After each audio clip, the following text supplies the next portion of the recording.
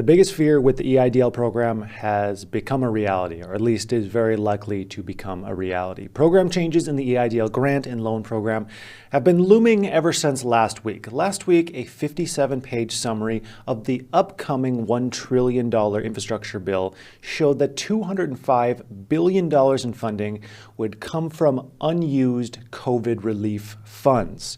Now, many felt that small business funds were safe here, that they were already allocated. There's no way that they would pull that money from small businesses to fund other projects.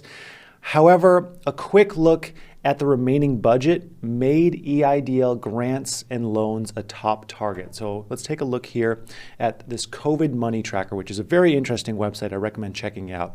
If we go to legislative actions here, we can see grant and loan programs have one of the largest amounts of remaining funding here.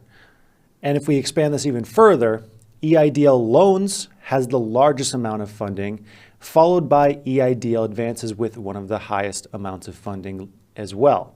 Here we can see that there's $55 billion in total funding allocated for EIDL grants. This is also including the very first round of EIDL grants where you got $1,000 per employee.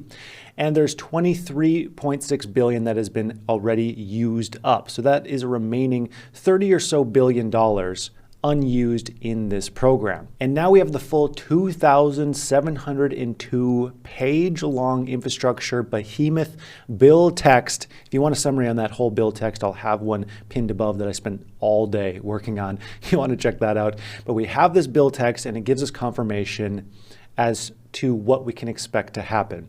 And tucked away on page 2,453, we have targeted EIDL advance.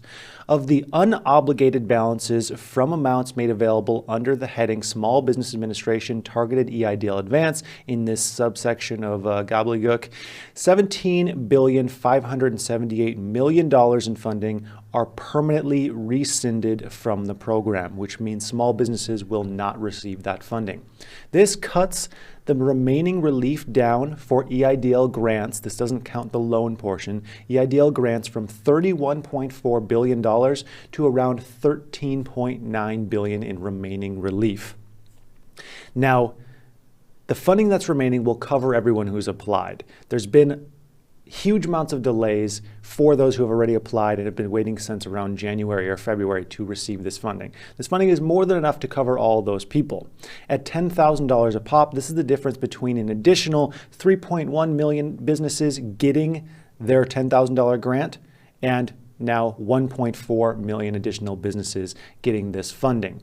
And before this reduction, there was a lot of talk about how these funds could be used in ways to benefit small businesses. We could open up this grant program to all businesses and do away with the highly contested low income area requirement in order to receive the $5,000 grant, the $10,000 grant. We could change the targeted criteria so it's still targeted, but more businesses could receive this. We could open the program up, make it a little bit more easy to apply. We could use this funding for paycheck protection loans because there's more than 1 million businesses who had yet to be funded through those loans. We could give more funding to the Restaurant Revitalization Fund. There's a lot of things that could have been done with this funding to help out small businesses that now are very likely to be tucked away in this $1 trillion infrastructure bill. Now, this bill has yet to be officially passed, but it is agreed upon by both sides. So it's more likely than not at this point that it'll be passed. And unfortunately, part of it will be at the cost of helping out small businesses, which of course is frustrating as someone who has been fighting to support this program and put knowledge out there.